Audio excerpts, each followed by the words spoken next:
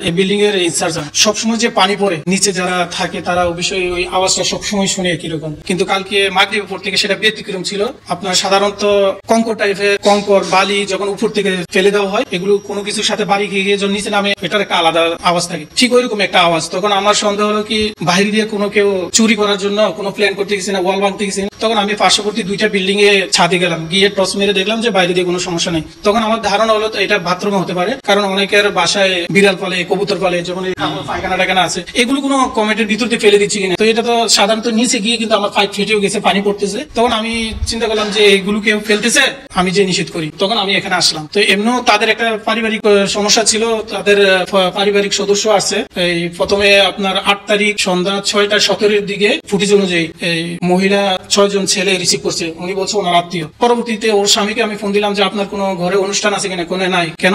আপনার ওয়াইফ 6 জন ছেলে আনছে, মোটামুটি 20 থেকে 30-35 এর ভিতরে। এখন উনি বলছে ওনার মেহমান। তো এই মেহমান মানে তো অনুষ্ঠান থাকলেই হয়। তো উনি বলছেন আমার ঘরে তো কোনো অনুষ্ঠান নাই। তাহলে আপনি কোথায় আছেন? আমি পাশে বাইজিৎ থানা কুঞ্জ ছায়া ধরে কুঞ্জ ছায়া। তাই তাহলে আপনি বাসায় আসে দেখেন কি আসে। উনি আসছে 10 থেকে 15 মিনিটের ভিতরে, এসে আমাকে আবার কনফার্ম করলো। উনি ফোন দেয় না, আমি নিজে আবার ফোন দিচ্ছি কি ওরা কারা, কোনো সমস্যা নাই, আমি সিনিয়র অন্য কোনো ঝামেলা। তখন আমি এগুলো নিয়ে আর ইয়ে করি। কিন্তু কালকে যখন মাগরিব পড়তে ওই জিনিসটা আবার হচ্ছে, তখন আমার মাথায় বাইরে দিয়ে যখন আমি পরীক্ষা করার পরে দেখলাম যে কোনো সমস্যা নেই, তখন মাথায় আসলে কি ভিতরে কোনো সমস্যা নেই। তখন আইসা দরজা অনেকবার ইয়া করলাম, উনি খুলতেছে না। প্রায় 15 মিনিট থেকে বেশি হওয়ার সময় আমাদেরকে লেট করেছে। উনি বারবার আমাকে বললো যে আমি বাথরুমে একটু কাজ করতেছি, এই জন্য দেরি হচ্ছে, আমি বের হতে পারতেছি। তো আমি যেভাবে হোক, আপনি পুরুষ মানুষ, সমস্যা নেই, গামছা একটা পেঁচে হলেও আপনি আসতে পারতেন, আপনি দরজা খুললেন। তখন দরজা খুলছে, খোলার পরে ভাই কয় কি সমস্যা? আমি আপনি বাথরুমে কি ফেলতেছেন? মাগরিবের পর থেকে এখন রাতের 11টা বাজে, এত ঘন্টা সময় ধরে আপনি বাথরুমে কি কাজ করতেছেন, এগুলো ফেলতেছেন, আওয়াজ তো খুব বেশি হচ্ছে, আমার পাইপ ফেটে গেছে, পানি পড়তেছে। ও বলতেছে না আমি তো এতক্ষণ ছিলাম না, হয়তো অন্য কেউ হচ্ছে। আমি না এখান থেকে পড়তেছে, আমি সবগুলো ফ্ল্যাটে কিন্তু আমি যাই নাই, কিন্তু ওনাকে বলছে আমি সবগুলো ফ্ল্যাটে আমি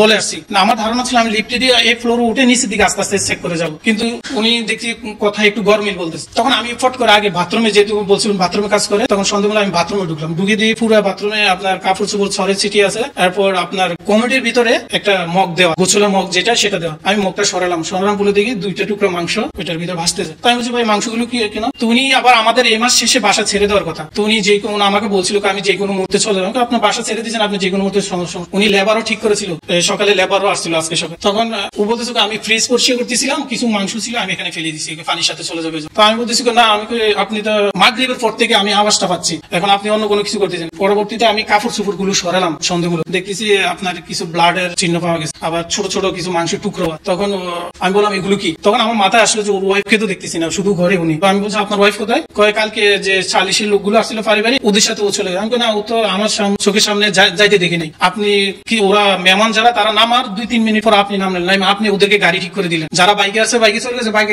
আপনি সিএনজি ঠিক করে দিচ্ছেন, সিএনজি গেছে। আমি তো আপনার ওয়াইফকে দেখিনি। তখন আমি কি করলাম, ওই পাশে আমার আরেকজন ছিল, মানে ওই ফ্ল্যাটের T2 যে যিনি থাকে ওই ভাই সে উপস্থিত ছিল। উনি বলতেছে ভাই একটু ভালো করে চেক করেন। তখন আমি কি করলাম, এই কাপড় চোপড় তার সবকিছু চেক করার পর লাস্ট আপনার খাটের ছাউনি কালকে বক্স খাট উঠানোর পরে দেখতেছি যে শুধু পা 2টা আছে। তখন কি করলাম, ওই জীবনের প্রথম ফার্স্ট এই ধরনের লাশ শোষককে কাছের থেকে দেখা, মাথায় তখন আর কাজ করে না যে ওকে বেঁধে ফেলি। আমি বেঁধে না বেঁধে কি করলাম, বাইরে দরজা লক করেছি, কিন্তু যে 10 তলা থেকে গ্রিল ভেঙে নেমে যাবে যে ওই জিনিসটা মাথায় কাজ করে। আমরা নিচে গেছি, আমি সাধারণত মানুষ কিছু জোর করে আনি, কারণ যে কাজ করছে তাহলে আমার উপরে সে আঘাত দিতে পারে, আক্রমণ করতে পারে। নিচে লোক আনতে গেছি, এর ভিতরে 6 তলা থেকে মহিলা ফোন দিলেন। উনি ফোন দিয়ে বলতেছে কে জানি একজন গ্রিল দিয়ে নামতেছে, কিন্তু উনি তো কাহিনী জানা না। তো উনি বলতেছে চোর, সম্ভবত চোর গ্রিল বেয়ে নিচের দিকে নেমে যাচ্ছে। তখন আমরা তো জানি কে নামতেছে, তো আমরা ওই দিক দিয়ে লোক ডাক দিয়ে এখন একটু দূরে যেতে হয়, বিল্ডিং এর পাশে আরেক বিল্ডিং এর কারণে যাওয়া যায় না, ওই মাদ্রাসার মাঠ দিয়ে ঘুরে যেতে হয়। আমরা এই সময়টা ও সহজে পালিয়ে গেছে। বাকিগুলো আপনার রান্নাঘরের ফলসাদে ছিল স্ল্যাবের উপরে, সেটা পুলিশ এসে বের করছে। ও মূলত ড্রাইভার ছিল, ওর নিজস্ব গাড়ি ছিল, যেগুলো ডকুমেন্ট পুলিশ বাইরে ফিকার ড্রাইভার প্লাস মালিক। এর বিস্তারিত আমরা জানি না, কারণ সে আমাদের আপনার ঈদের আগে উঠছে। ওটার পর মনে করেন বাসা টাসা গুছাইতে তো 6-7 দিন লাগে। এর ভিতরে ওদের ঝামেলা কখন থেকে তো জানি না, মহিলা চলে গেছিল, প্রায় 1-1.5 মাসের মতো মহিলা ছিল না। ওর বাচ্চা একটা আছে আপনার ক্লাস 1-এ পড়ে, 5 থেকে 6 বছর বয়স হবে। ওই ছেলেটাকে তখন ওই দেখাশোনা করার জন্য ওর বোনকে এনেছে, ছেলের বোনকে, তখন ও দেখাশোনা করছে। এর ভিতরে ওই আমার যখন মহিলা চলে গেছে, আমাকে বাসা বলছি ভাই এই সমস্যা, ও চলে গেছে, বাসা থাকা যাবে কিনা? আমি না, ফ্যামিলি বাসা ছাড়া তো আমি থাকতে দিব না, আপনি বাসা ছেড়ে দিতে হবে। তো যখন মহিলা চলে গেছে, তখন আমার টাউট হলো যে ভাড়াটা আমি রাখবো না, তখন জবাব দিয়ে দিছি এই মাসের শেষে চলে যাওয়ার কথা। মহিলাকে আবার এনেছিল 2 তারিখ কি 3 তারিখ, টাইমটা সঠিক নেই, 2 কি 3 এই 2-1 এর ভিতরে মহিলাকে এনেছিল। আবার এনে বলতেছে আমি তো আমার ওয়াইফকে নিয়ে আসছি, আপনি যে বাসা আরেকজনকে ভাড়া দিয়েছেন যেটা ক্যান্সেল করে দেন, আমি থাকবো।